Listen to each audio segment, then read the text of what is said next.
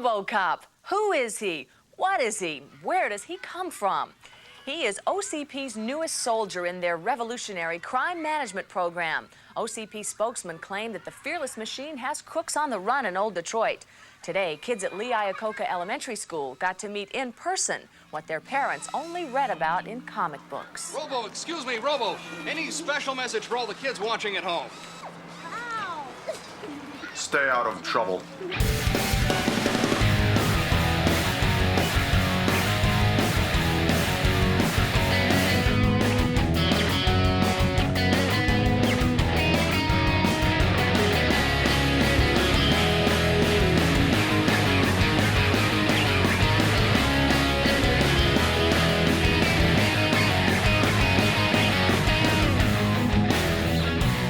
Hello, everybody, and welcome to the Overly Critical Hyper-Analytical Movie Club podcast.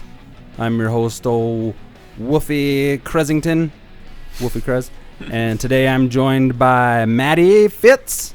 Oh, hello. Andrew B-Snatch. Greetings. And jumping on board this episode this time is the other co-host to the Superhero Stuff You Should Know podcast, Benoit. Yo. What's up, y'all? Thanks for coming on down. And we're coming to you from our other headquarters, our sky base that's 20 miles above the surface of the earth. And we're chilling. We're chillaxulating. No need to social distance here. No way. The air's fresh. Your droplets fall immediately to the upper decks. And it's been brought to us by OCP. And are filtered out of our anti-grav rooms. Those are our sex dungeons, the anti-grav. Anyway, I've said too much. So there's a lot to go over in this episode, so we're not going to pussyfoot around here. On today's episode, we're going to unpack the best and most important details behind a science fiction classic in an episode I'm calling The Passion of the RoboCop.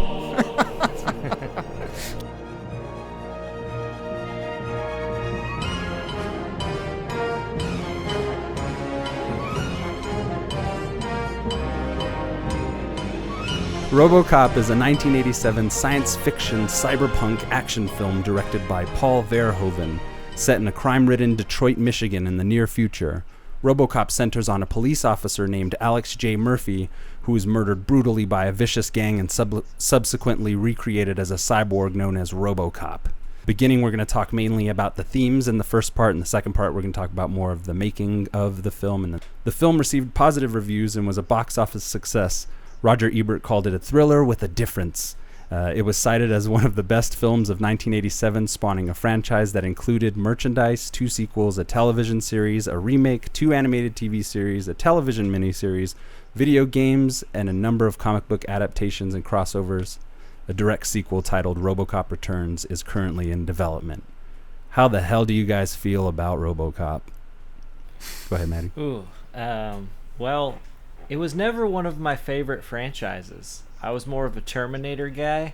Ooh, I know. Anyway. And it wasn't recently until I fell in love with RoboCop. Yay! Yeah, so I mean, I had the game for Nintendo because it was cool enough, but it was just nothing that stuck with me. Like I was always there for the Terminator sequels, but I didn't watch. I probably saw RoboCop 2, but 3 and any of the TV series stuff, or I never read any of the comic books. I was just like, all right, I've seen 2. I get it. Yeah. Okay. I always wanted to play the RoboCop. Wasn't there a RoboCop Terminator game for Super Nintendo? It's glorious. It's glorious. Genesis. I always wanted to. I think that I only had Must a Super play. Nintendo, and I remember it being out for maybe that as well. Maybe I'm wrong. But I always wanted to play that. So.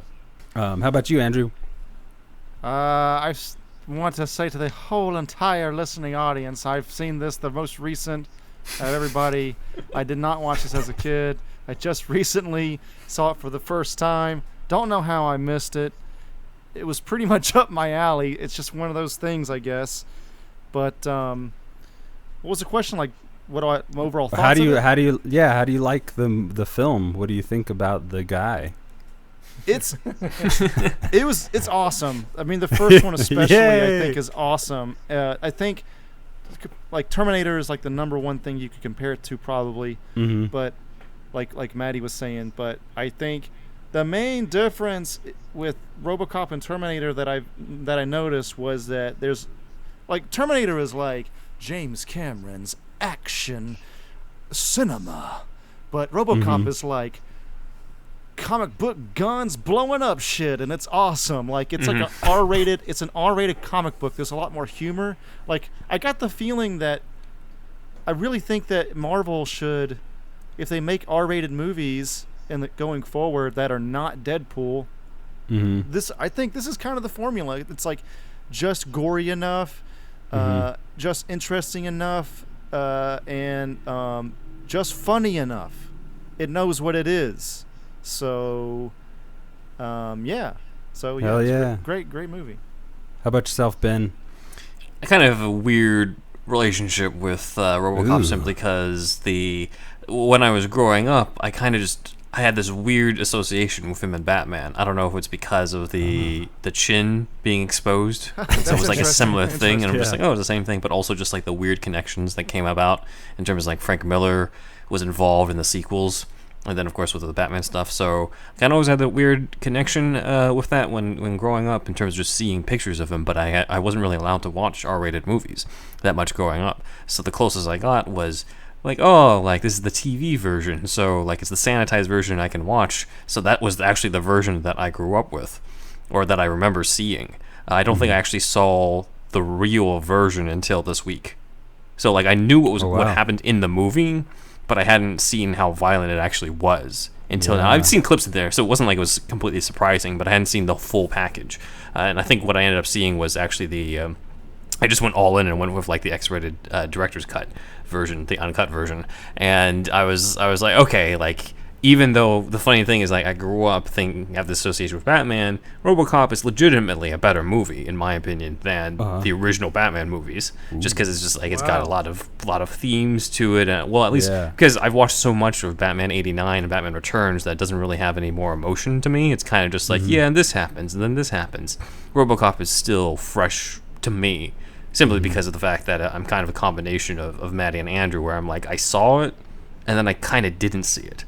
Like, I sort of didn't really see it until now, and I don't think I really would have appreciated it anyway if I saw the uncut version as a kid. I think now, especially with a lot of the themes that we're about to jump into, you can see why there's such appreciation for this movie, and why it's not just a stupid robot movie. There's a heart to it. Yeah. Hell yeah. I love it. It's the best. The RoboCop is my hero. I'm not a guy that generally likes normal police people. However, there's some about this whole thing that just makes me feel good. I met RoboCop at a car show one time. His hand feels like Velcro. Really weird. I have a picture of it somewhere. I'll try and post that. The guy playing as RoboCop or Peter Weller was there? It was like a guy, but thanks for shattering my whole fucking... Anyway.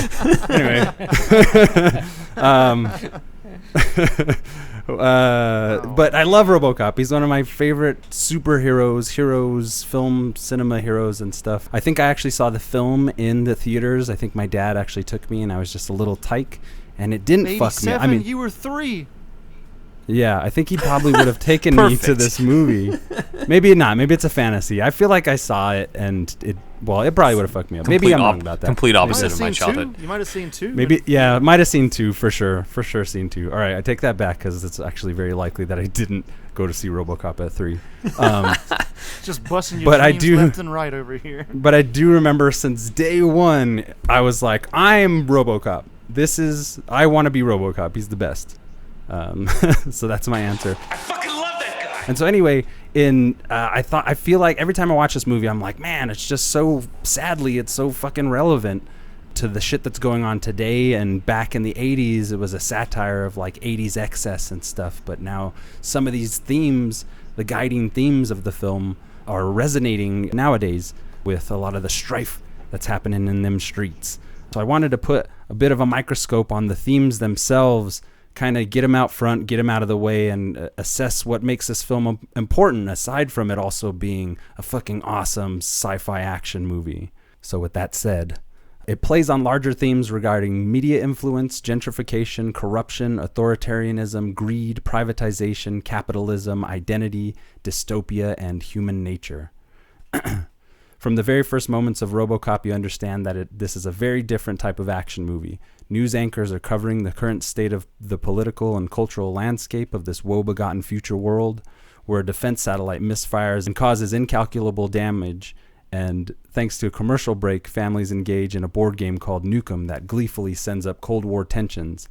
Elsewhere, Reagan-era politics become brutally realized as cutthroat businessmen literally go to war with each other, and local law enforcement becomes a privatized pawn in a system where capitalism has run amok.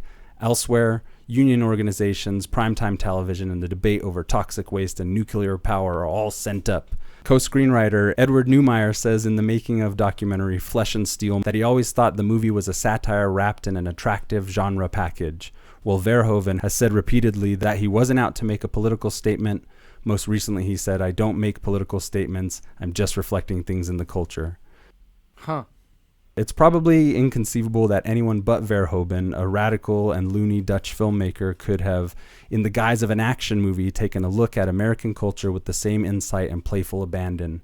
It adds up to a science fiction tale that is so much more. It makes sense that Verhoeven wouldn't have been, because he's not even from America. So like a majority of the satire anyway comes from the script, which comes from, I believe, the writers were Americans. As well, so that does make a lot of sense. All he did was just all Verhoeven did was sort of pair it with the visuals of it. Yeah. The scene in which ED-209 malfunctions and ends up killing OCP junior executive Mr. Kinney was actually inspired by a fantasy Neumeier had during his days as a young executive in Hollywood. Neumeier said Neumeier sat through many a soul-crushing meeting during his time in the movie business, and would often daydream about the idea of a robot bursting into the room and killing everyone.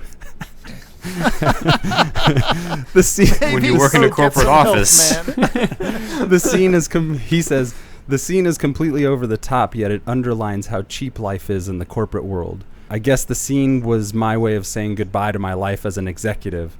It also served to reflect the ruthlessness of life in the corporate world. If he was in like a cubicle in the 80s, early 80s, it must have been absolute hell, and no wonder people were coked out of their minds at that time. No, he was working in the Hollywood industry. He wasn't just any corporation. It was actually Hollywood, right? From what you were describing? Exactly. Yeah. So that could be a whole other thing. Mind. Yeah, but I'm still definitely. on. What I'm saying is that like that's an interesting commentary, not just on corporations, but Hollywood itself. Robbing banks, but we never get to keep the money. Takes money to make money. We steal money to buy coke, then sell the coke to make even more money. Capital investment, man. Yeah, but why bother making it when we can just steal it? There's no better way to steal money than free enterprise. Smoke? Nah, you know those things will kill you. Yeah. You want to live forever? I dug for this fact, and I couldn't find any truth behind the assumption, but maybe some of that's real cocaine that they're doing in the movie. There's no way to prove it. There's no way to prove it. It could be, man. That's Bob funny. They're just like, oh yeah, I got a bag. It's such an 80s movie. The only thing they're missing is a guy in pink ski gear. You know, I bet he's in there. Check the club scene again. Yeah, probably. Yeah, I was thinking that too. and an 80s Lamborghini or whatever. Although that shows up in in RoboCop 2, huh? Anyway, I'm jumping ahead. Go ahead. Well, it's easy to get caught up in the 80s political satire. We shouldn't overlook the fact that the saga of RoboCop deeply mirrors the life, death, and rebirth of Jesus Christ. RoboCop is Jesus. Stay with me. Stick with me here. That's why this is the passion I of hate RoboCop. this movie. I'm out. Come join me, my flock. Keep religion out of my RoboCop. That's why I named it The Passion of the RoboCop, obviously. And it's an interesting bit about the film itself, because I'd never really even realized this until researching this project. Director Paul Verhoeven, known for his heavy use of Christian symbolism, states that his intention was to portray RoboCop as a Christ figure. This is represented in Murphy's horrific death, his return as RoboCop, and the scene at the steel mill where RoboCop is seen walking ankle deep in water, creating the illusion of him walking on water. Verhoeven has long been obsessed with what he calls the mythological tale of Jesus, so much so that he published a book in 2008 called Jesus of Nazareth, a realistic portrait, and wanted to reflect that in the tale of RoboCop. More behind that, but you guys have anything to comment there? I think any story that has some sort of resurrection element is going to often be compared to Jesus anyway. I hadn't thought about the walking on water part, though. Clarence! Okay. I give up.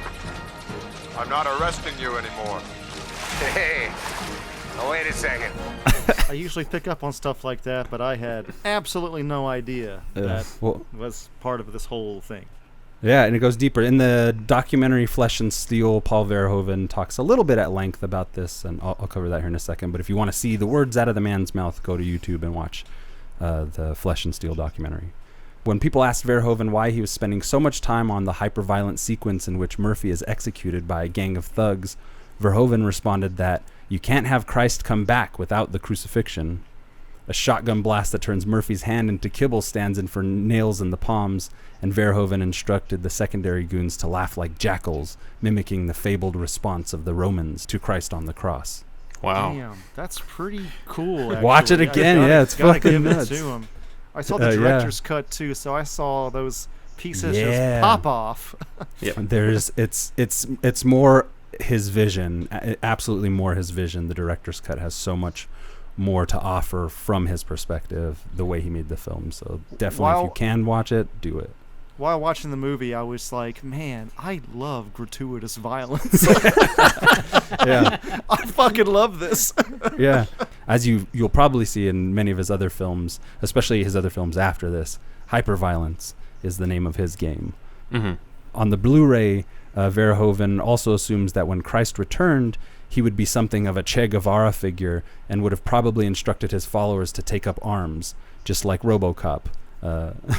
More in the second one, kind of. One of the last images of RoboCop in the film is him walking on the shallow puddle, photographed like he's walking on water, and is to symbolize transformation into what Verhoeven repeatedly refers to as his American Jesus.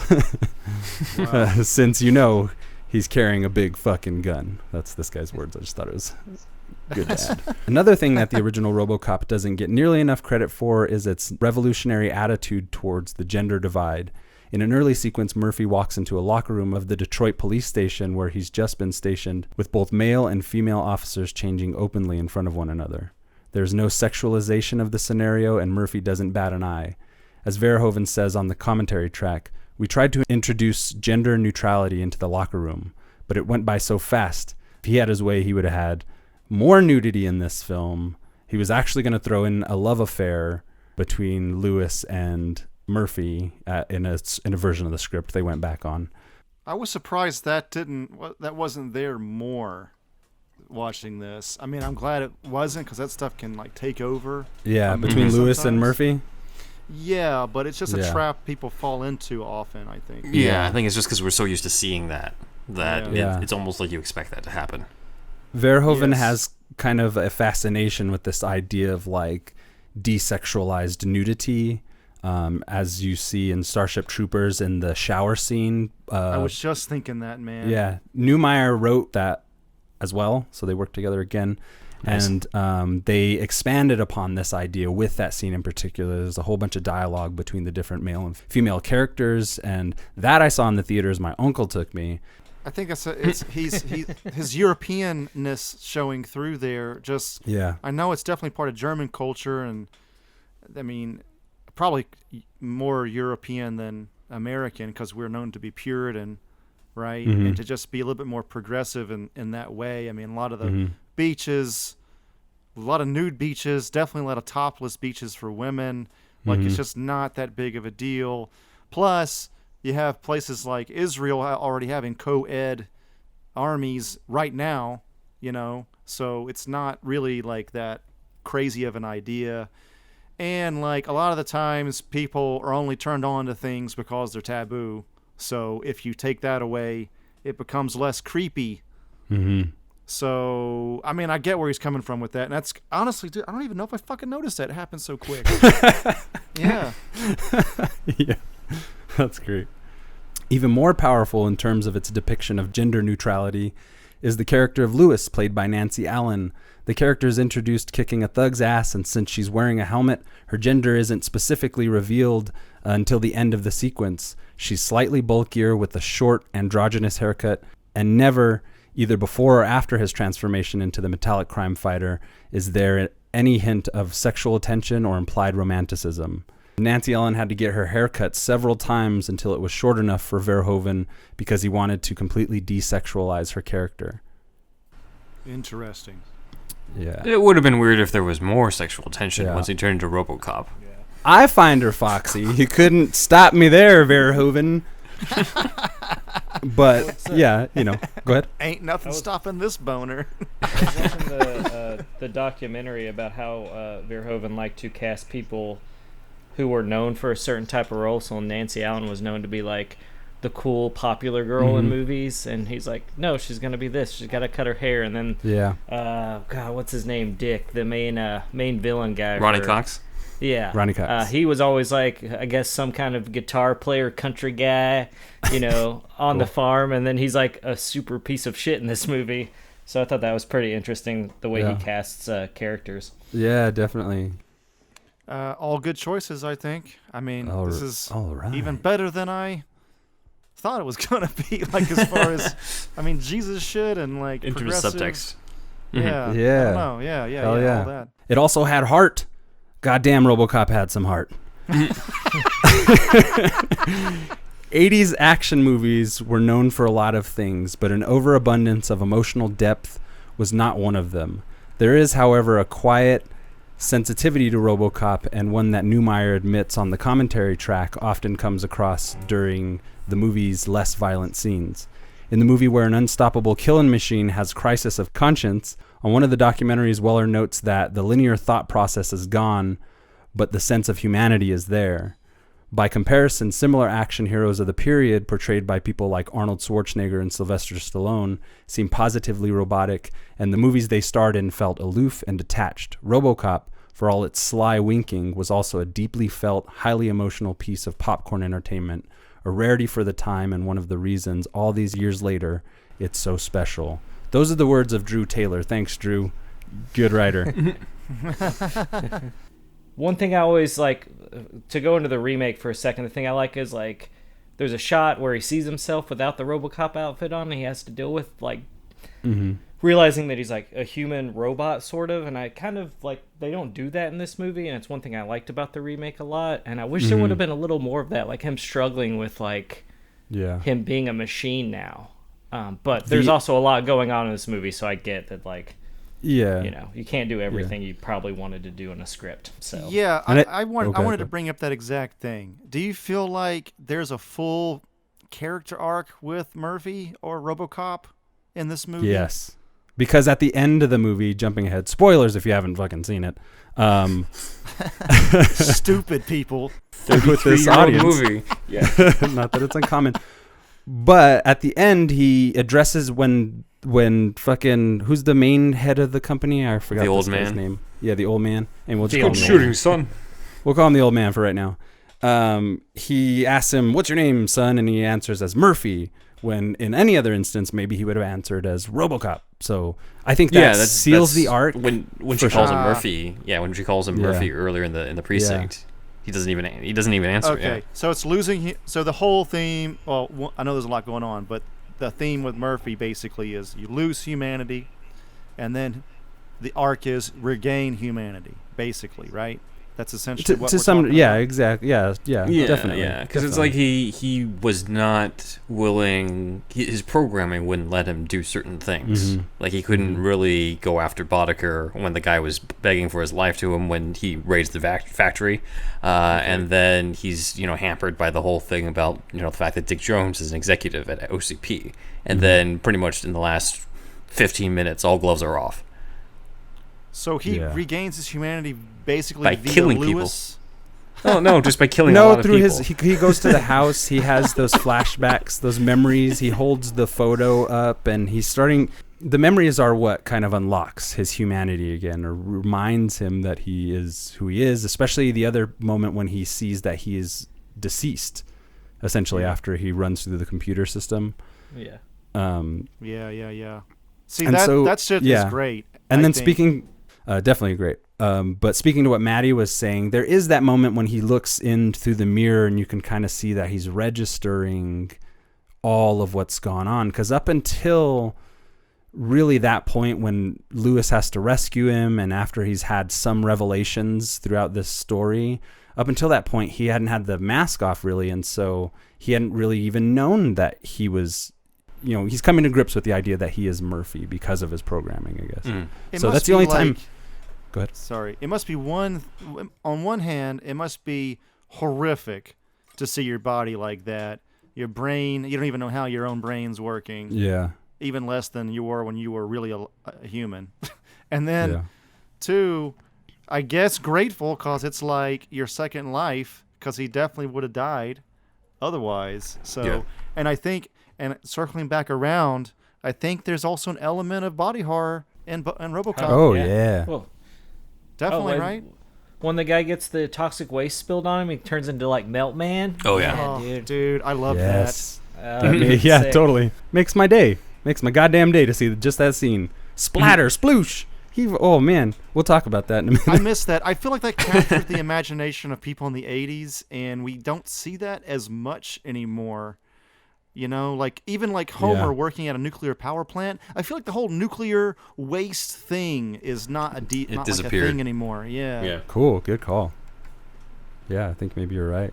Toxic Avenger, all that shit. It was so big in the 80s. Ow, I love that shit, man. We'll go down them roads, man. We'll go down them roads, I'm telling you. Guess what? I have seen that. Yes. Next episode. And the cartoon, baby. But we're heading into the production of the film and what went into the creation of our beloved hero. RoboCop was written by Edward Neumeier, who I've mentioned a couple times here before already, and Michael Miner. Edward Neumeier stated that he first got the idea for RoboCop when he walked past a poster for Blade Runner. Oh, wow.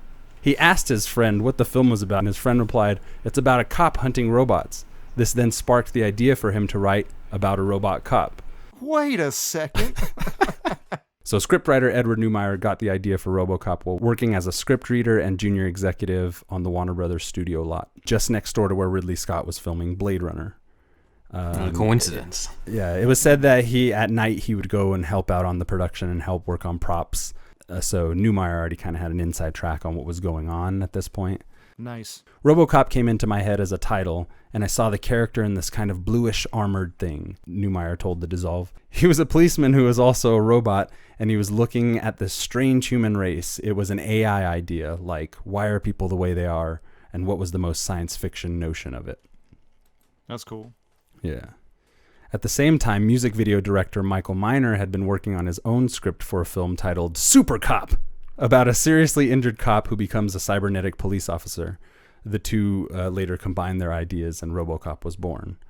Allegedly, while the two were attempting to pitch the screenplay to Hollywood executives, they were accidentally stranded in an airplane terminal with a high-ranking movie executive, and for several hours, they were able to speak to him about the project, and thus began a series of events that eventually became RoboCop. You're gonna be a bad motherfucker. RoboCop marked the first major Hollywood production for Dutch director Paul Verhoeven, who we also mentioned before.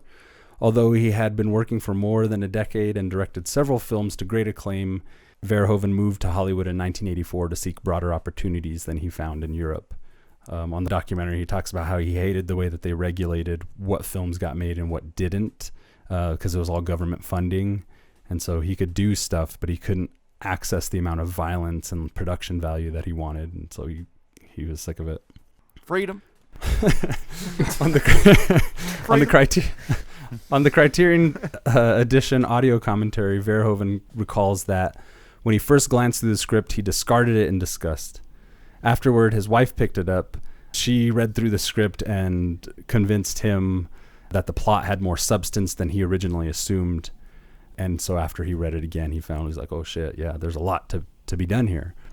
The satire and some of the themes we talked about before really started to ring true at that point. Because they talk about in the documentary how it was hard to get it even looked at by people because the title was so goofy. It's simplest, easiest. It's one word. I mean, I guess because we grew up with it, it makes the most sense. Maybe they didn't grow up with it, so it didn't make that much sense. But like, it's just like it's a perfect name, you know? Yeah, definitely. Yeah, name it after your hero. Yeah. Although both Neumeier and Verhoeven have declared themselves staunchly on the political left, Newmeyer recalls on the audio commentary to Starship Troopers that many of his leftist friends wrongly perceived RoboCop as a fascist movie.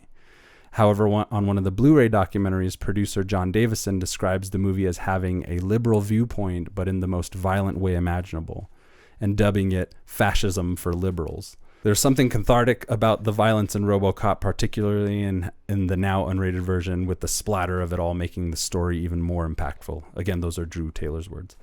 Nice.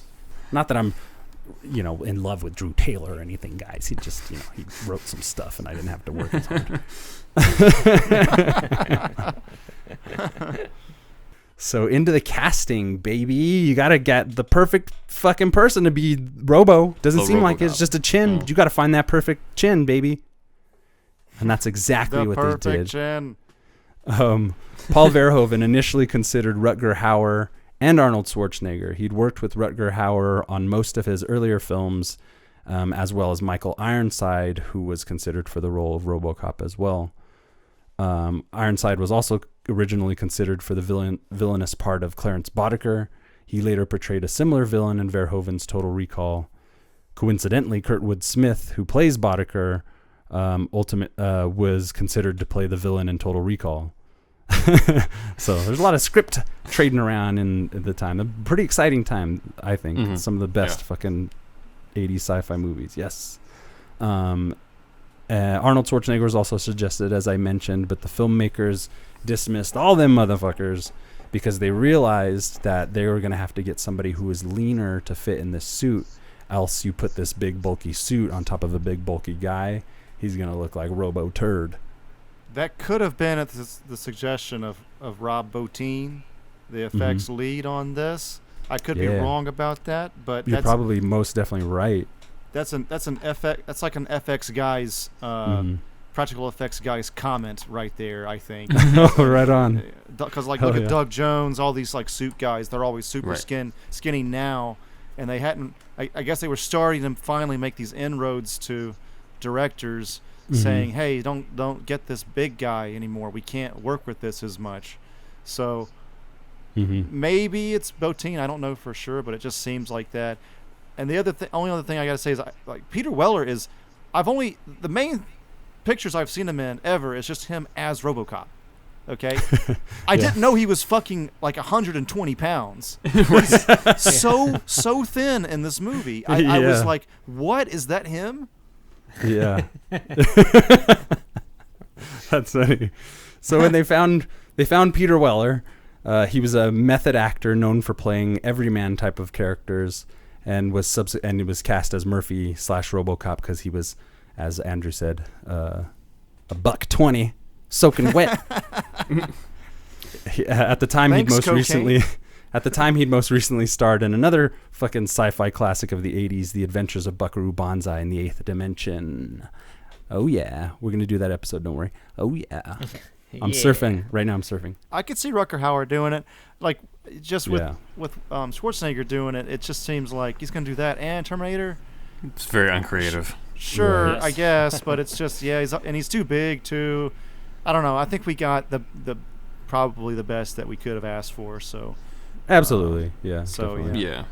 I think it sounds like it smacks of like weird typecasting there, in terms of just like, oh, we're gonna get the guy from Blade Runner who was the robot. Yeah, we'll get him. Oh, we're not gonna get him. We're gonna get the Terminator dude. Yeah, no, he's not gonna work either. As we mentioned, Verhoeven was kind of not really into that whole idea of typecasting, and he would or cast people against their type. Because I think it would have made it less special too, as opposed to just like, this is just another Schwarzenegger movie. That like freaking go ahead. Yeah, we know Schwarzenegger as the Terminator, you know, but some of the other films we don't necessarily remember the character names as much in terms of the concepts for those things. So for him to be Terminator and RoboCop would have just made it a little less special, just in general on that, as well as just feel like it's, again, typecasting. Do you think the film would have been effective with somebody like, say, Danny DeVito? Dead or alive, you're coming with me. I don't got a good Danny DeVito impersonation, but if anybody does, send it our way. Overlycriticalpodcast@gmail.com. That would have been incredible. I don't know why I want a short Robo, but he's a killing machine. He doesn't need to be tall. Exactly. He'll, Well, I mean, he'll it's still have his British basically- accent. I mean, there's that scene in RoboCop where they're like, "We were able to save one of his arms," and the guy's like, "Cut that shit off." Yeah. So it's like, okay, you could have Danny DeVito or someone like that because it's basically just this face in this like robot body. So I don't know. I'd watch that. I'd watch that remake. I'd Danny watch DeVito all. as Yeah. RoboCop. In the commentary, Verhoeven explains his choice to cast Kurtwood Smith and Ronnie Cox as the central villains. Cox was an actor who until then was primarily known for nice guy roles such as fatherly figures, and similarly, Smith was cast as a more intellectual type. Smith was originally brought in to audition for both Clarence and Jones. Verhoeven comments that the look of Clarence Boddicker with the glasses reminded him of Heinrich Himmler, and the background of Cox's character, Dick Jones, is similar to supervillain Lex Luthor. Verhoeven says that on the commentary. About Lex Luthor? Yeah. It's interesting because Lex Luthor's being a corporate businessman wasn't really established that much. It was like maybe established a year or two before the movie came out. So it's interesting that if he drew off of that, he was drawing off of like recent comics, which means that it was like he was reading Superman or the screenwriters were reading Superman comics at that time. Absolutely. So that I could see that. The screenwriters were huge comic fans, and we'll talk about the design of the costume after the break and everything. Gotcha. and what went into the character. But the influences where Verhoeven comes from, where these guys come from, but they definitely were reading some fucking comic books at the time. Nice. But we're going to take a break real quick. We're going to go take a pee. I got to pee. And when we get back, yeah, we'll talk about the design and stuff. And there's tons more to talk about. RoboCop, yeah. Cool. Too much Robo baby food. Yeah. Hey, this is Ben from Superhero Stuff You Should Know, and I have an important announcement for you guys. At the end of every single episode of Superhero Stuff You Should Know, you might hear us shout out to our fans, one of whom is Matt Herring, who was one of the original Superhouse fans. He's always given us his support, and now it's time that we support him. We've just recently found out that Matt has been diagnosed with stage 4 colon cancer.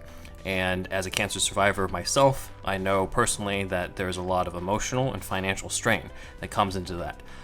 His wife, Kelly, has set up a GoFundMe account at gofundme.com/f/Matthew-Kicks-Cancer039S-butt. And hopefully you can help reduce the financial strain to that, as well as some of the emotional strain that comes with that. Again, that's gofundme.com/f/Matthew-Kicks-Cancer039S-butt. Matt Herring was the first, I guess you could say, true Superhouse fan. We were Superhouse at that time. The first fan of this podcast and what we do here, and has always supported us, talked about us, and he's from a town close to where I'm from, and so we share that as well, and just a huge superhero fan, and nerd like the rest of us, and now he's going through that.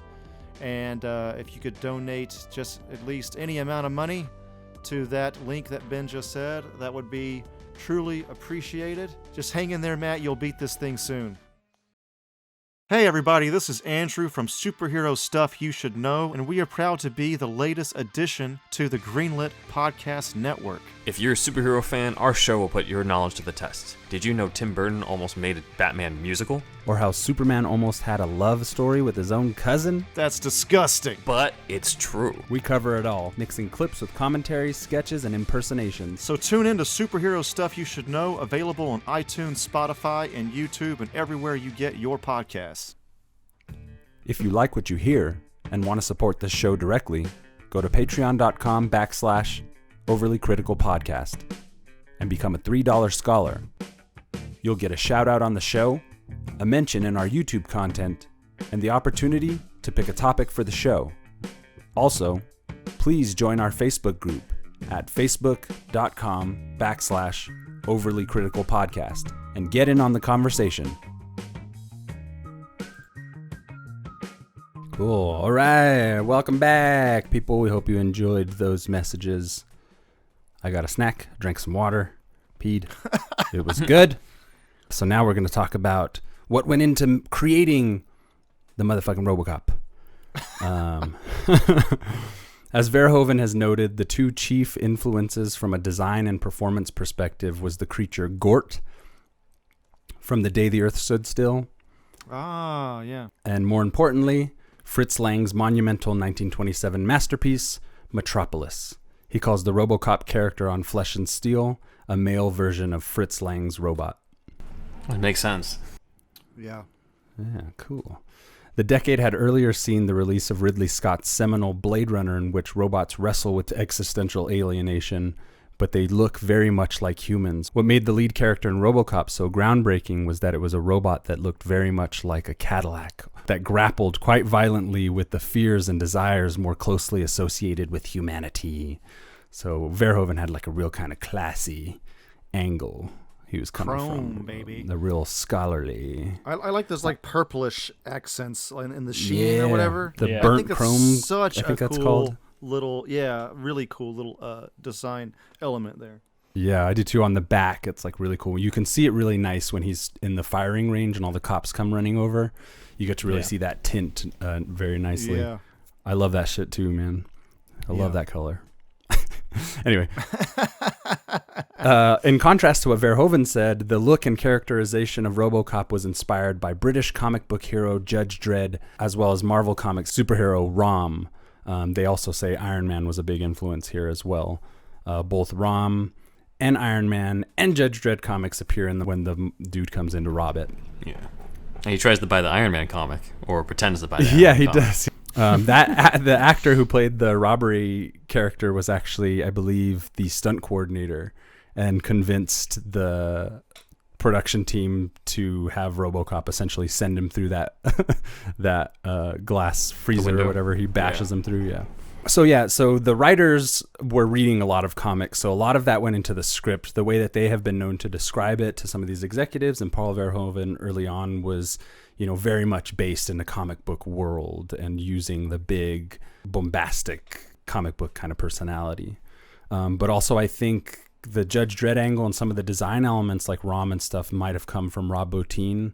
As soon as he got the job, he started sculpting things, and some of his first sculptures looked exactly like Judge Dredd. Yeah. So it was really cool. Like anybody who did have the interest and that was working on this project at the time, like there was so much to draw from. And I think that's another thing that kind of makes it really a special movie too, because it's, without it being directly associated with any comic book property, it has that flavor that we're so familiar with today.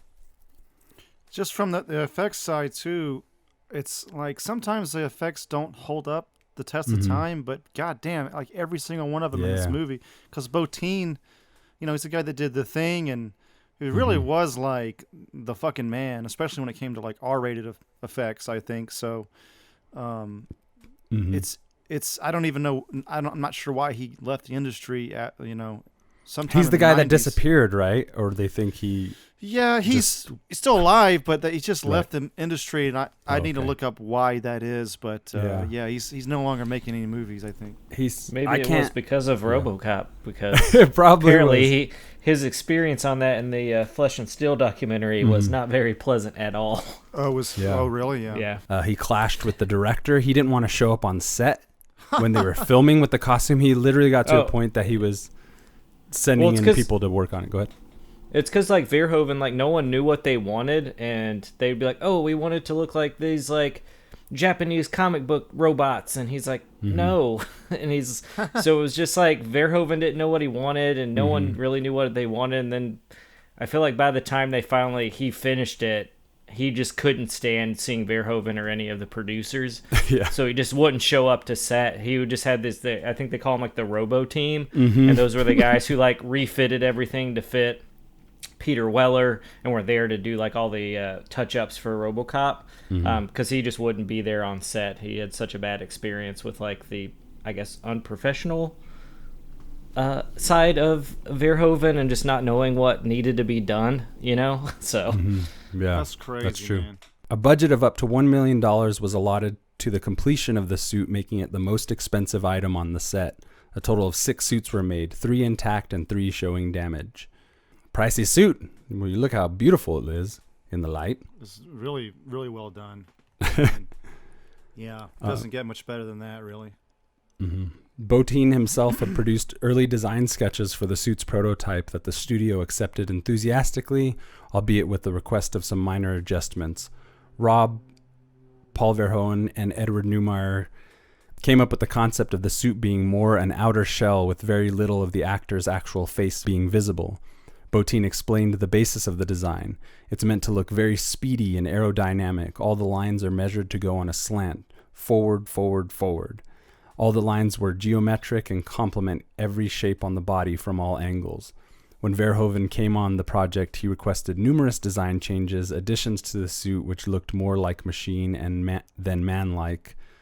I've never done, this is probably exactly why he was so pissed. I've never done so many conceptual drawings for a director in my entire life, changing it and changing it and changing it.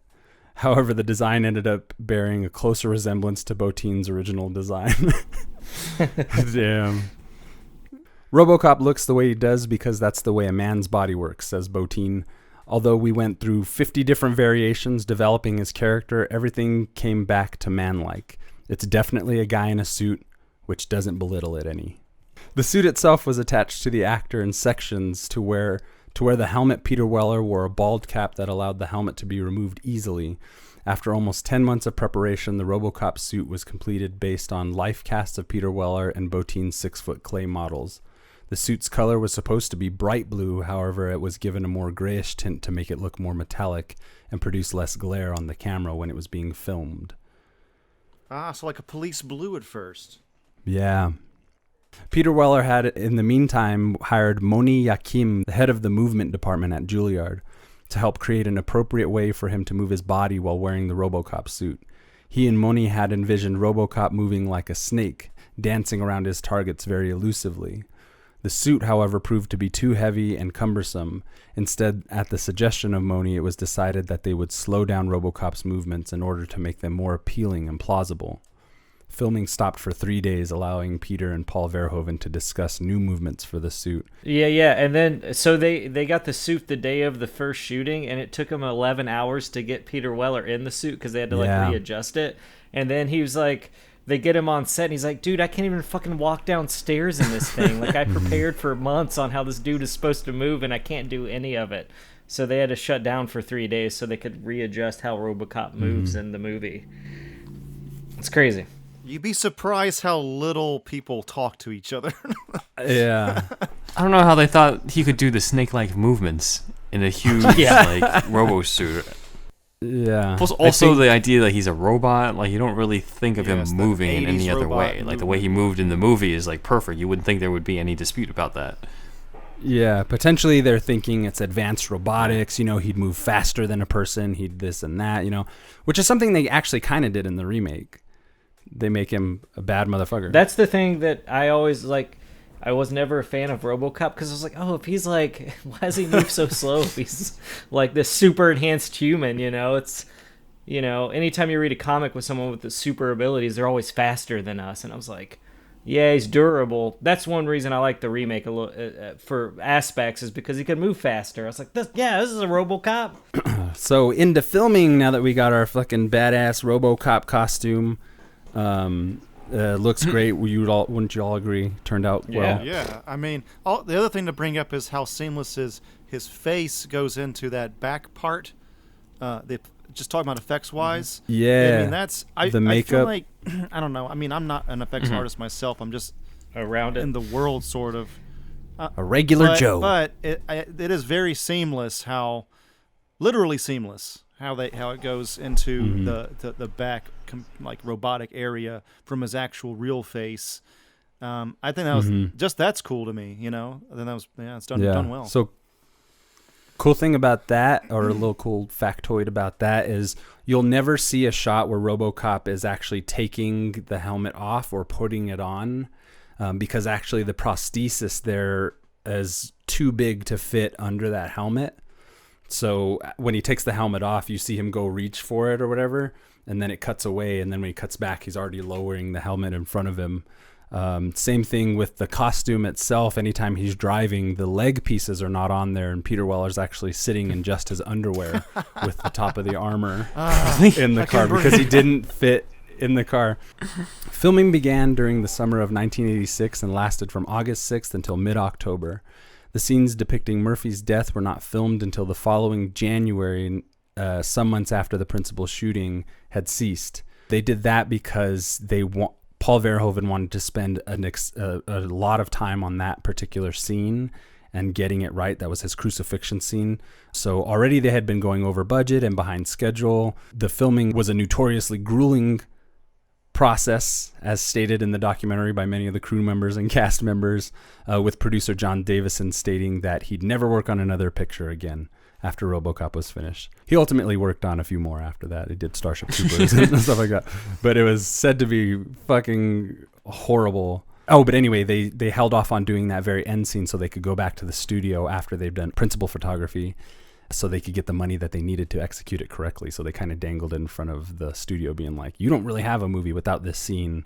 And they were lucky enough to get the money, and they shot it in LA. Held it for ransom, kind of. Yeah, and the director's cut shows more of this, but he actually had a full body animatronic Murphy made to have these like really grotesque reactions to what was happening to him that you see in the director's cut, I believe. Many of the urban settings of the movie were filmed in downtown Dallas due to the futuristic appearances of the buildings.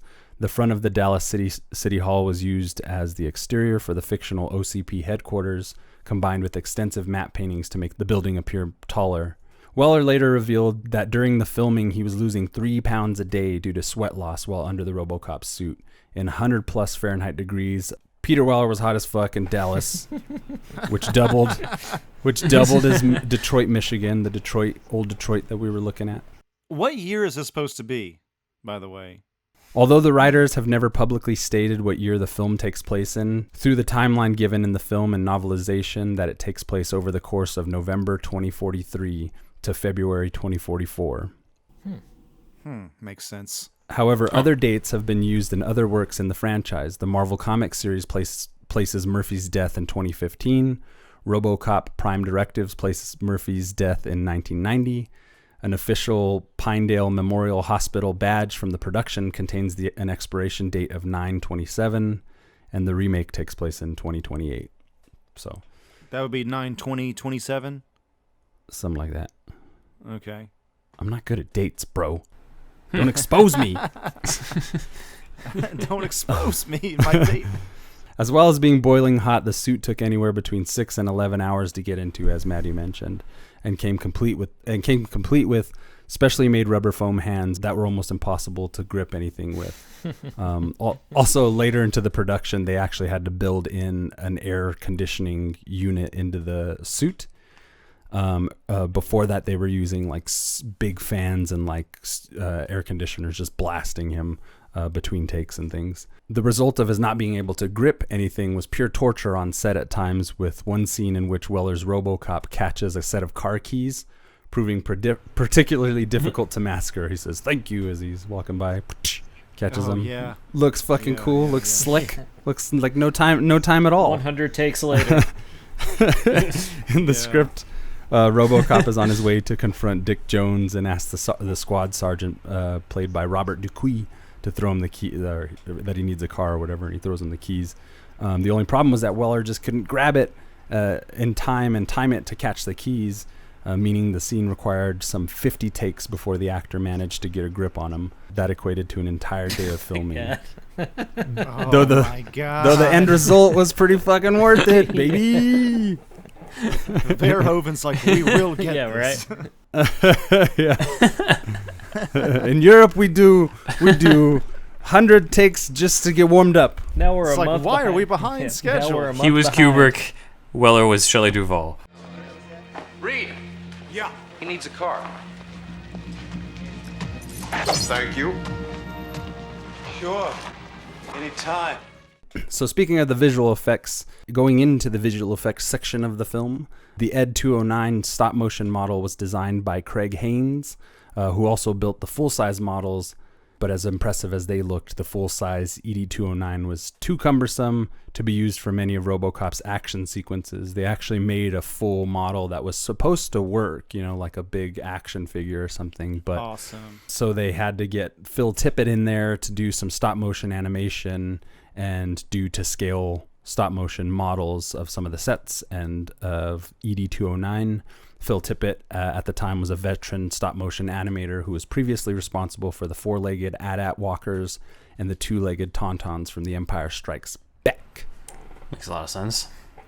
It's awesome. I mean, in a time before CG, this is like the only thing they could do, and yeah, and I love still holds up.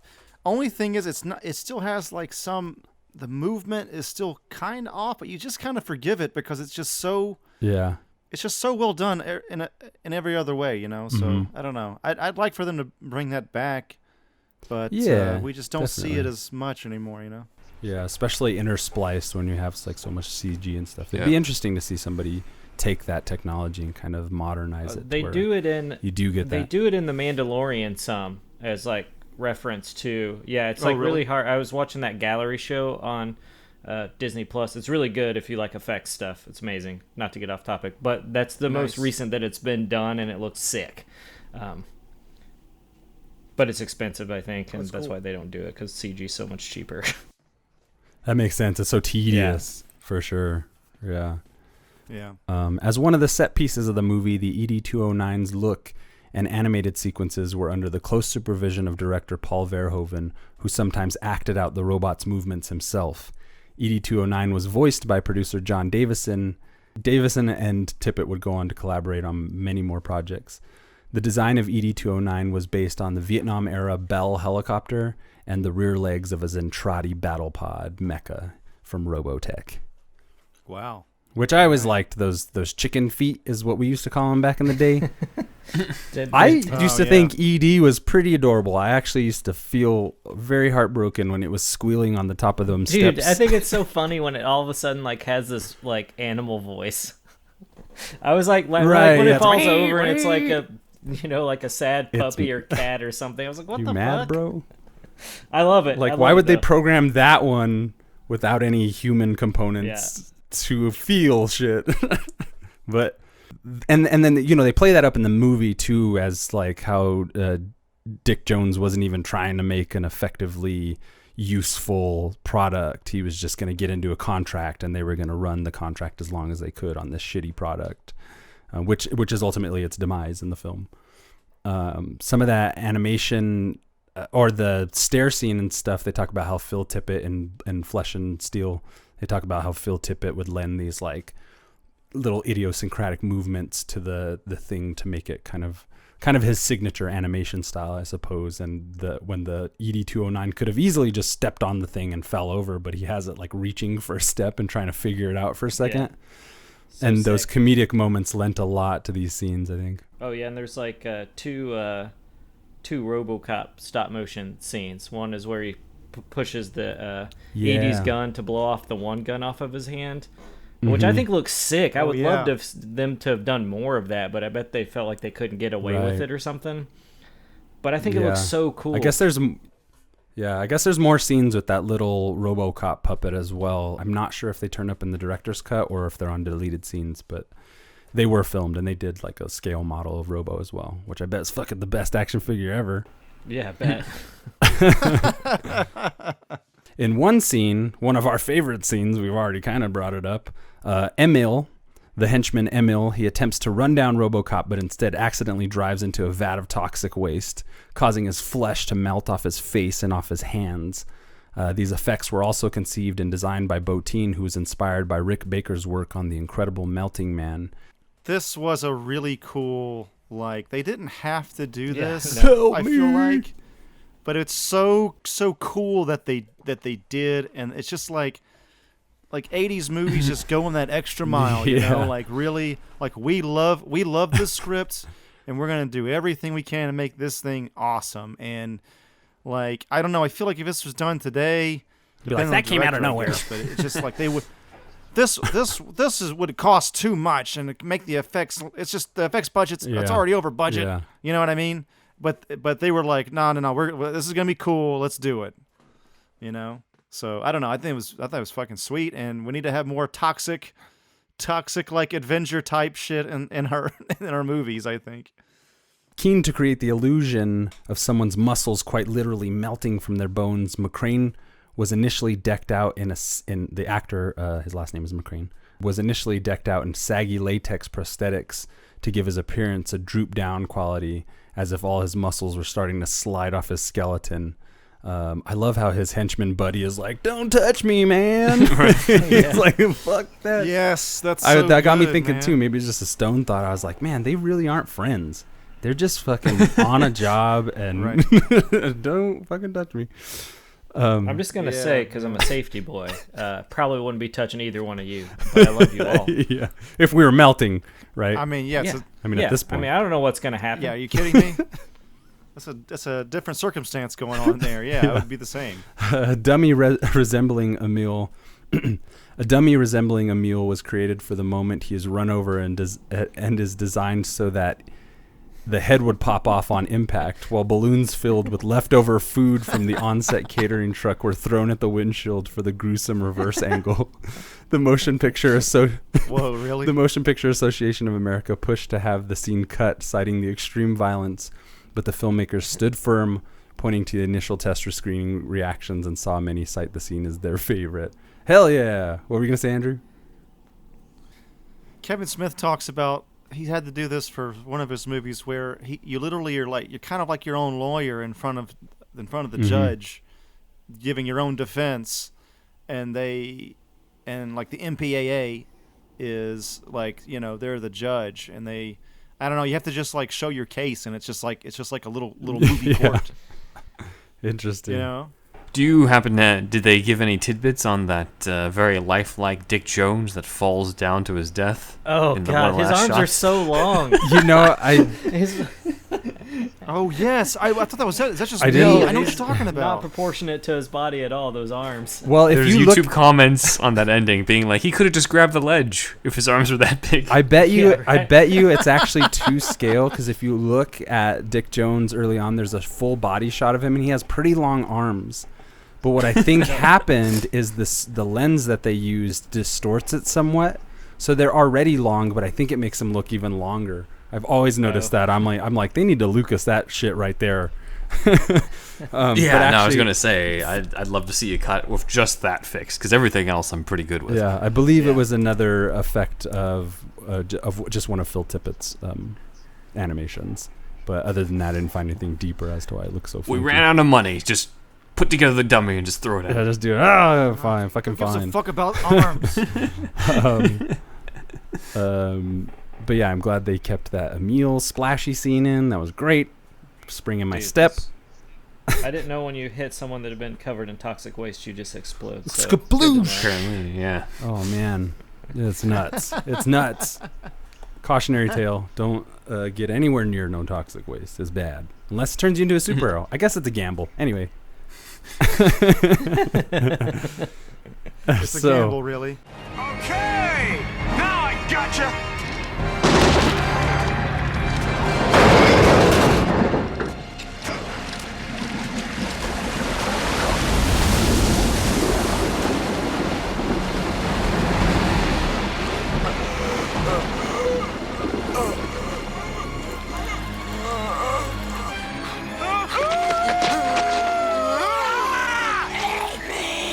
Don't touch me,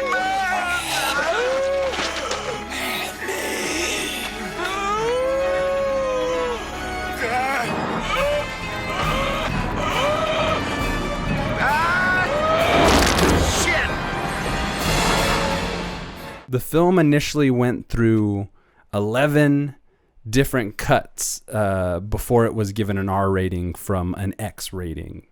A lot of this shit was cut out, and I'm gonna read a little list of the scenes that were cut out, that would have made it X-rated.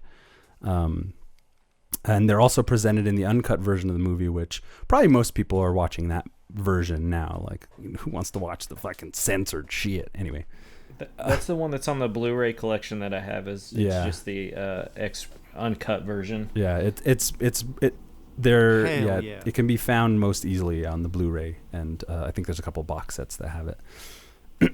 During the boardroom meeting, ED-209 continuously shoots Kinney, the young executive Kinney, who falls back on a table. The scene is now extended slightly to show additional shots being fired and Kinney's body reacting to them. There's also a quick shot of ED-209's programmer unsuccessfully trying to shut it down by ripping out its power cord. Even robo-violence wasn't allowed. Dang. A brief alternate shot of Bobby being shot in the leg. Bobby Cox. Can you fly, Bobby? Yeah. There's something about the action in RoboCop that I found really satisfying, even more than like. I mean, I'm a martial arts guy, but I just kind of check out whenever I see John Wick a lot of the time. Like Keanu Reeves, cool. Obviously, I think he's a really great guy.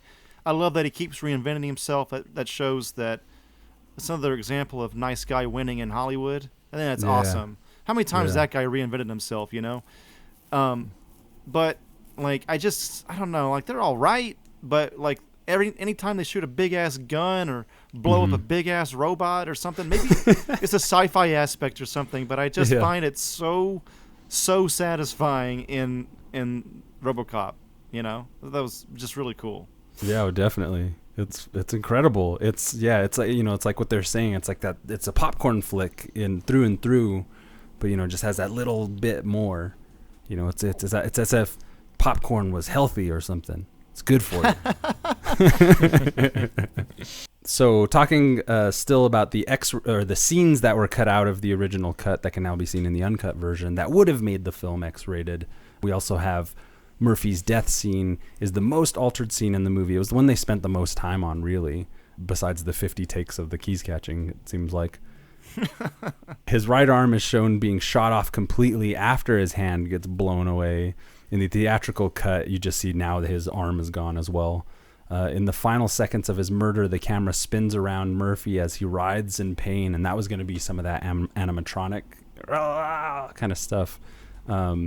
Which I think you see some of a tinge of what that was like as well in Starship Troopers when that dude gets the fucking spying thing stuck through the top of his head.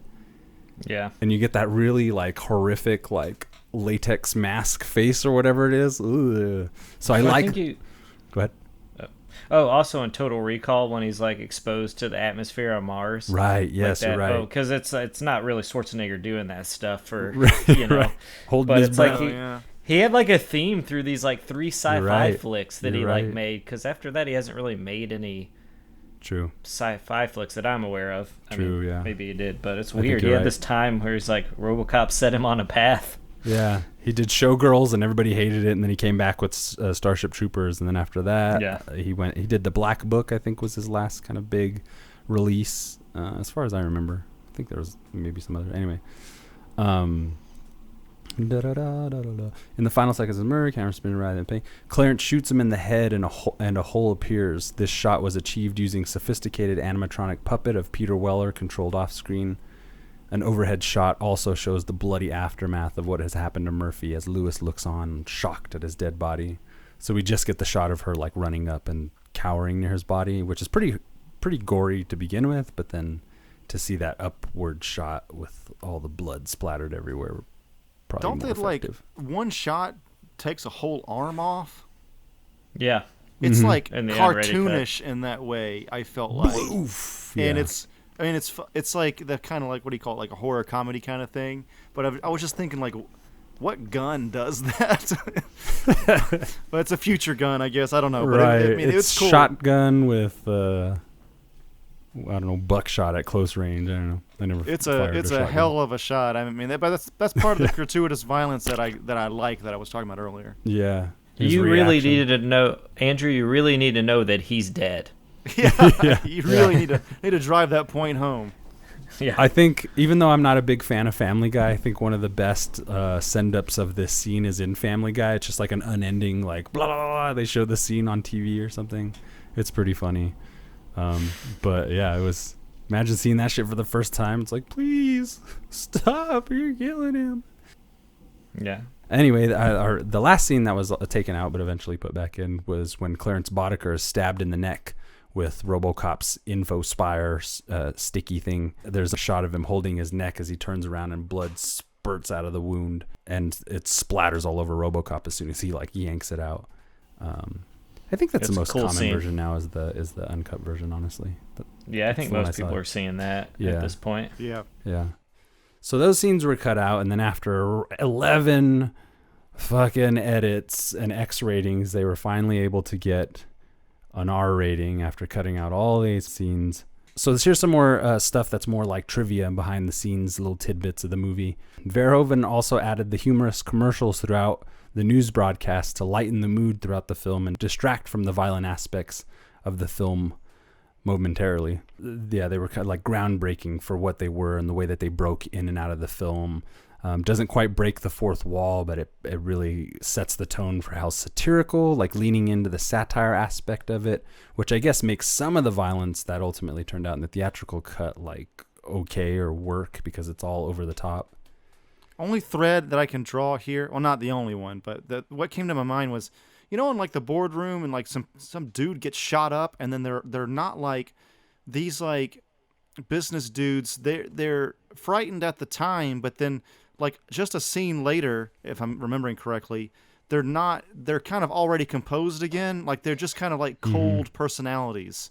Like, and I wonder if this was like combination of like, this is what capitalism is like. It makes people cold. The people at the top, these rich people, are basically inhuman, like not sympathetic, blah blah blah. And you can Capitalism run amok.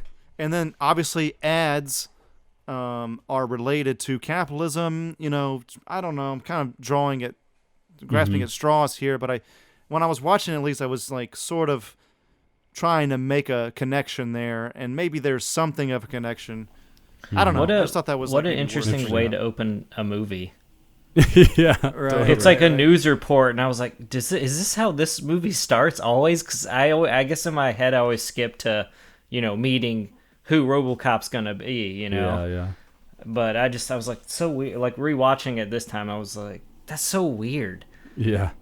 Movies don't do that now, I mean, maybe I haven't seen one in a while, but I feel just seemed really interesting to do that in the 80s at the time and not give me the main hero character right away, But then again, they do kill him in the first 25 minutes. So. Yeah.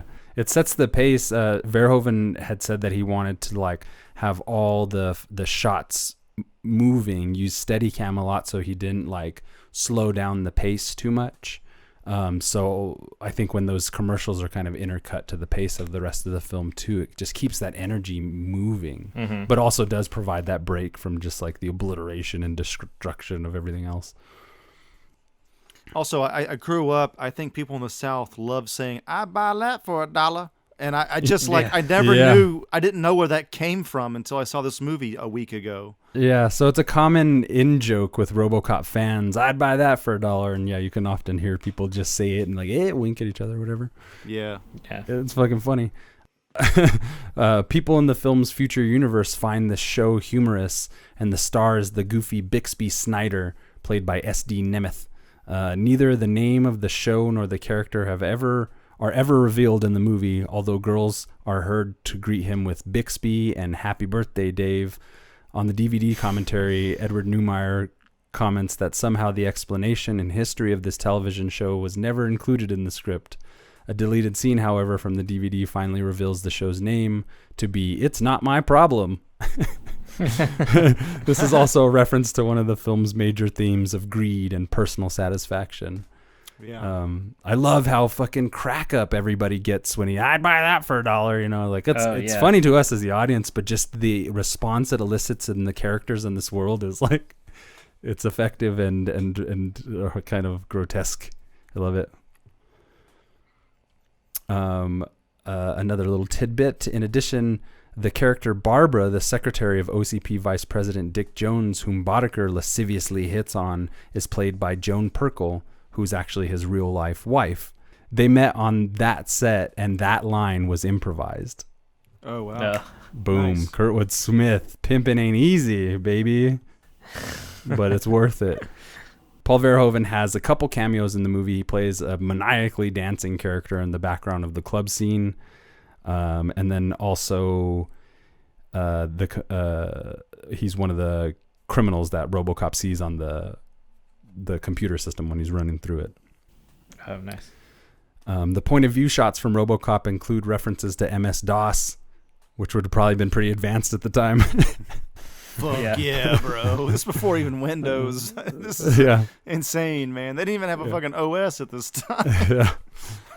So if I didn't mention it, this is kind of a grab bag of things for those listening. These are just like little behind the scenes things.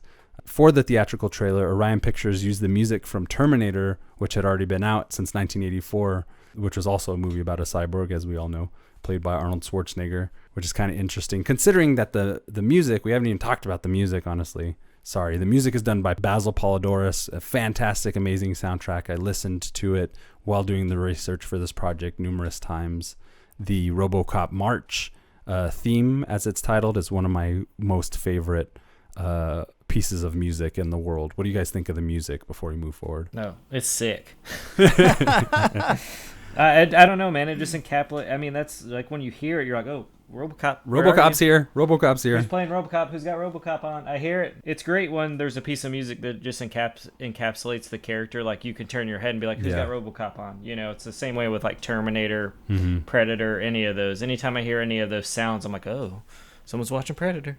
Why am I not there? Someone didn't invite me. I'm sad now. Yeah. Oh, you hear it from outside of somebody's house. You'd be like, why aren't we friends? It's a good piece of music when you can just be like, oh, I know exactly what's going on right now. Definitely. You know? Yeah, definitely. There's certain tracks from soundtracks that if you heard offhand, you'd be like, oh, it's this scene or it's that scene for sure. Yeah. 2 scenes were storyboarded but never filmed. The first scene was where RoboCop visits his grave, which would have been a cool visual for sure. Yeah. I've been sick. Yeah. Oh, the second. Yeah. That would have been cool. Hell yeah. Visiting the grave, I think, should have stayed in.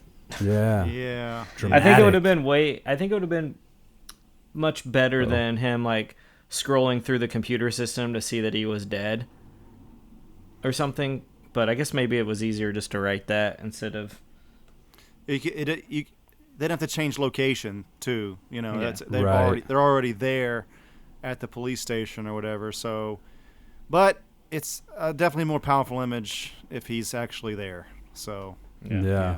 He just puts his hand on the grave. It's a pretty wide shot. Oh my God, got the chills. No, he goes no. And it's raining.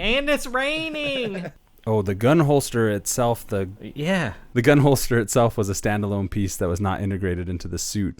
Off-screen technicians would operate the device on cue by pulling cables that would force the holster open and allow the gun to be placed inside. Yeah, I noticed that because it's always just a self-contained shot. They always cut to it and then cut away from it. And that's cool. What else can you do? It's good enough. Dude, what a genius idea. Where does he keep his gun? Oh, yeah, it's just in his leg because he's a fucking robot. Genius. RoboCop's gun is referred to in the script as an Auto 9. It was a modified Beretta M93R. The barrel was extended and modified to resemble a casket. The weapon has a selectable fire mode switch, semi-automatic, and 3-round burst, which also is fully auto with the trigger held. So you get those sick burst shots that he has in the movie. Yeah, Love it. That's what makes it. Yeah, the gratuitous violence. Yes, so good. Yeah. Well, I think also in this little thing you've released, they also said that they had to make a different gun because he was holding guns and they just looked too small, right? Compared to like his stature. So you need like that. Right. It's like that Hellboy gun, you know. You need that bigger gun because it's a bigger than a person can be, you know. Yeah, it looks sick. The original gun that they were going to use, or that they planned to use, was a Desert Eagle. And this particular gun you see in the boardroom scenario when they have Kinney pointed at ED-209. Just for reference, for those who don't know, that's a Desert Eagle. Oh, nice. He's gonna kill her, man! He's gonna kill her!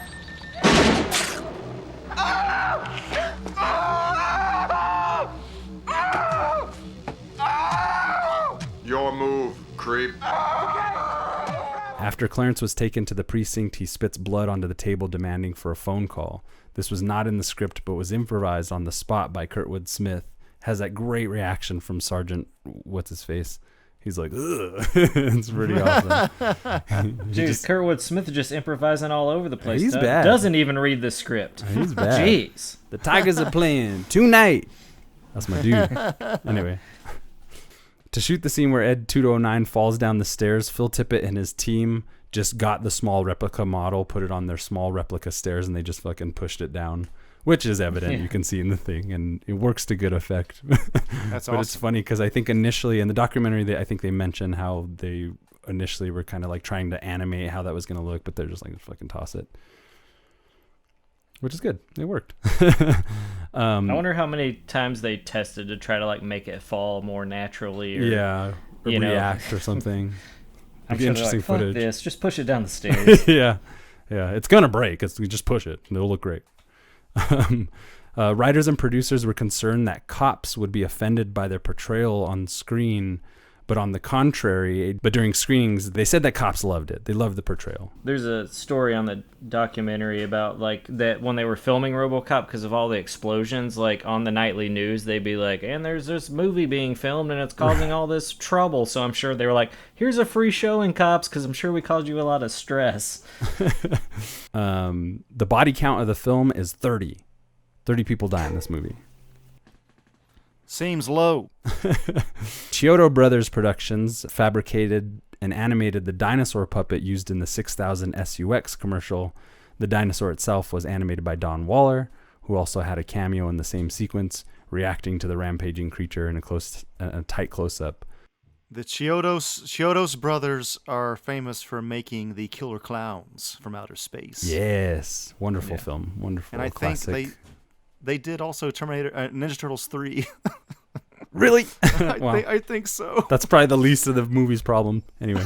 Sometimes you do stuff for a paycheck, boys. Yeah. So a couple of things here. The 6000 SUX car sucks. Love it. They used a Ford Taurus XL for the RoboCop car. At the time, they thought that looked like really futuristic. The 6000 SUX is meant to poke fun at the Pontiac 6000, a competitor of Ford. February 2011, Detroit Mayor Dave Bing introduced a plan that he was going to call New Detroit. As a joke, many people responded whether or not he was going to erect a RoboCop statue in the city, and when Bing said there was no such plan and word of this reached the internet, several fundraising events raised enough money for the statue, which would be built at the Imagination Station led by Jerry Paffendorf and Brandon Wally. There were plans to unveil the RoboCop statue in the spring of 2014. On May 2nd, 2018, Imagination Station announced an agreement with the Michigan Science Center to serve as the home for a permanent installation of the RoboCop statue. Not long after, sculptor Giorgio Gikas of Venus Bronze Works put down his work on the statue due to financial reasons, leaving all parties involved pointing fingers at each other. In October 2019, the Michigan Science Center announced that the project was no longer being worked on. The status has been unknown as of December 29th, 2019. On December 31st, 2019, Jerry Paffenford of the Imagination Station announced that the statue was still underway to be revealed later that winter. So it still hasn't happened, but apparently a RoboCop statue is coming. Testament to its cultural impact, for sure. I really hope we get to see that happen. One statue that doesn't need to be taken down. Right? Yes, like you're taking down all these statues. Give me a RoboCop statue. Thank you. Man. It all comes back around. Yes. This is the hero we deserve right now. Something that the cops and the public can get behind. Yeah. 100% The unifying force. on all sides. And thus is the passion of the RoboCop. My last tidbit. Thing is researching this film, there's so fucking much. So if I missed anything, audience, please email overlycriticalpodcast@gmail.com or hit us in the comments. We'll talk about it. There's a post-credits Easter egg at the very, very fucking end of the film as it goes past all the people's names and everything. You get like the very last image of some of the legalese or whatever. And so within the blurb of the federal blurb, it says, unauthorized duplication, distribution, or exhibition may result in civil liability and criminal prosecution by enforcement droids. Nice. Hell yeah. It's at the very end of the film. It's quite good stuff. just rounding out the end of the conversation, you guys have anything to say about the lasting legacy of RoboCop, or perhaps maybe your experiences with the cultural impact? Like, I met him at the car show. Great guy. I mean, not really. I mean, RoboCop's a fucking awesome flick. I wish I would have jumped on this boat earlier, but, you know, I'm here 36 and I love RoboCop, so I can't complain too much. At least there's good stuff to read and several movies to watch.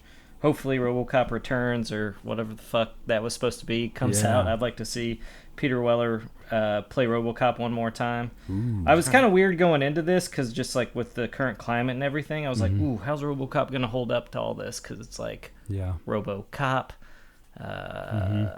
Let's see. But I still think there's a lot of relevant stuff in it that we all, you know, corporations taking over like stuff and being shitty, still a thing. Yep. So it's like RoboCop is still relevant. Even I'm sure people probably watched that movie and went, "Oh my god, this is just trash," and people aren't going to be talking about this movie 10 years from when it's released. And here we are, 2020. We're like, man, RoboCop's awesome. I want another one. You know? Yes. So all day. Love one every RoboCop. 4 years, maybe. Every 2 years. Reboot them shits like Spider-Man. Dude, RoboCop Returns. I don't even know what that would be, but I want to see it. Apparently, it's going to be like a direct sequel to the first film, more or less sidestepping or ignoring any of the other films. I mean, I think they should keep 2 in there, but like as soon as they change it from Weller to a different actor, I think they should just, I don't know. I like to see them like they've defunct the RoboCop initiative and all that, and it's gone back. But something else is out on the streets now, and they got to pull them out of commission. And you have like some, I don't know. I'd like either some Terminators or like, aliens, baby. Dude, have the Terminator. This is your RoboCop versus Terminator movie, dude. Yeah, because you could do it without Arnold. Essentially, it wouldn't be. Yeah. Yeah, get away from tangent of Terminator. Real quick, get away from Arnold showing up in fucking Terminator movies. Yep. Agree. You can literally put any skin on top of a Terminator, and it's still a Terminator. So, but yes, definitely. RoboCop Returns. Let's see it, Hollywood. Let's see it. We need it. My final thoughts would be like I grew up knowing about it. I think I even played probably the Nintendo game when I was a kid, and I've played all the games. I've seen pictures my whole life. I don't know why I did not see this fucking movie until recently. It's just one of those things. I don't know why. And I'm glad I did. Fucking great movie. I really enjoyed rewatching RoboCop, the uncut version, now that I know like what the real one was. As I brought up, I always had like this weird relationship with it because of the whole Batman thing, and I always thought Paul Verhoeven should have done The Dark Knight Returns in like some alternate universe. He would have done it in the 80s with like Adam West or something, because like you got the Frank Miller connection, and also like both the Dark Knight Returns comic and RoboCop have this satire element with the news media, and so it's kind of like the perfect mix. And there's some like similar moments where like, you know, Batman grabs a guy through the wall and RoboCop does the same thing to the hostage taker. So I thought that was cool. I also weirdly, because of the fact that, you know, I grew up with '89 Batman, I always kind of thought that Kurtwood Smith as Clarence Boddicker kind of looked like Nicholson's brother. So and then Total Recall, like Ironside. Now that I know that he also was like up for the roles in this, I'm like, okay, so like in an alternate universe, I would have loved to have seen like a crime film with those three as brothers, because like they all kind of have like that similar look enough, but like they all have their own unique personalities. So I would have loved to have seen that. There's definitely a cultural impact from this movie onto just superhero stuff or other things, because like obviously Verhoeven brought Ronny Cox again as the villain in Total Recall. The guy who played the old man, Dan O'Hurley, actually was a voice in Batman the Animated Series. Cool. He was the voice of the evil Walt Disney dude who wanted Mr. Freeze's abilities. He wanted to become like a Mr. Freeze type of thing himself. Cool. So I think they deliberately cast him because of the whole RoboCop connection on that sense. Oh, wow.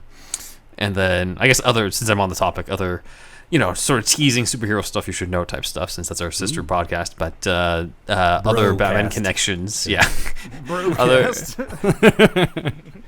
other Batman connections are both Kurtwood Smith and Ray Wise, a couple of the villain actors. Both of them voiced Gordon at one point. So Kurtwood Smith was Commissioner Gordon in Beware the Batman, and Ray Wise was Gordon in the Killing Joke movie. And then, I think last but not least, Peter Weller himself. He was Batman in The Dark Knight Returns, and I thought that was perfect casting because I'd already had that opinion. Right. So it's kind of like hearing. He doesn't quite sound like RoboCop, but like it's close enough that if you remembered it or you think about it when you're watching it, you're just like, oh yeah, shit, it's RoboCop as Batman. It's awesome. So it's kind of got that same sort of like, out for justice, but still sort of dispassionate type of tone to it.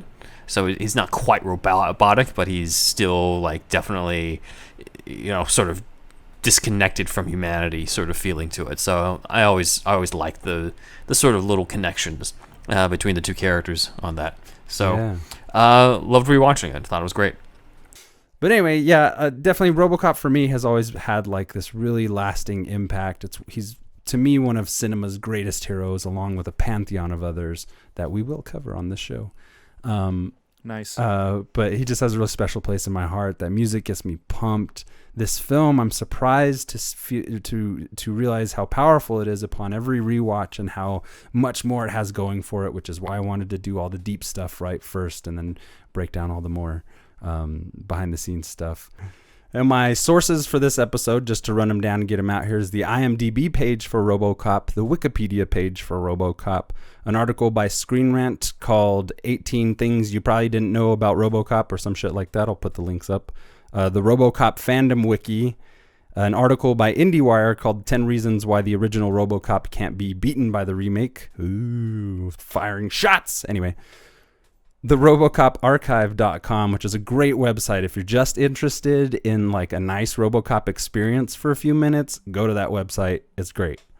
And another article by a page called The Geek Twins called 25 Things You Didn't Know About the Original RoboCop, as well as the Flesh and Steel making of documentary that's on like the Blu-ray and the Criterion and YouTube. So thank you guys for joining me for that presentation of RoboCop. Thanks, Ben, for hopping on this episode, and thank you all for listening. Send us an email at overlycriticalpodcast if there's anything you want us to cover, or if we missed anything. I'm certainly interested to know if I missed anything, but I'd like to talk about it. Come join the Facebook group, the Overly Critical Hyperanalytical Movie Club. I am Wolfie Cruz, as always and forever. Take it away, Andrew. Yeah, thanks for having me on again, and the Robo Tutelage once again. And just please check out our broadcast, which is the Superhero Stuff You Should Know podcast. And you can find that on all the social media that you follow, as well as wherever fine podcasts are streamed. And I'm Thunder Wolf Drew on All-American Twitter and handcrafted Instagram. Podcast, right? Yes, right here, made out like Apple, made in California mostly, and also in Denver. Check out patreon.com/superherostuffpod to join the Shasta Army for a $1 tier. And we also have a $3 tier, $5 tier. The $5 tier will get you into the bonus Patreon feed, where we have all kinds of new secret behind the paywall episodes for you, and those come out almost as much as our regular podcast do. So check that out as a little bit of DLC on that side, and that's it. You can find me on Instagram on Ben Juan Ryder, as well as I said, the sister podcast, Superhero Stuff You Should Know, on Instagram, Superhero Stuff Pod. This is Ben signing off. Also join us on Patreon at patreon.com/overlycriticalpodcast. Cool. All right, this is Wolfie signing off. Yeah, I guess that's it from me, Andrew, signing off.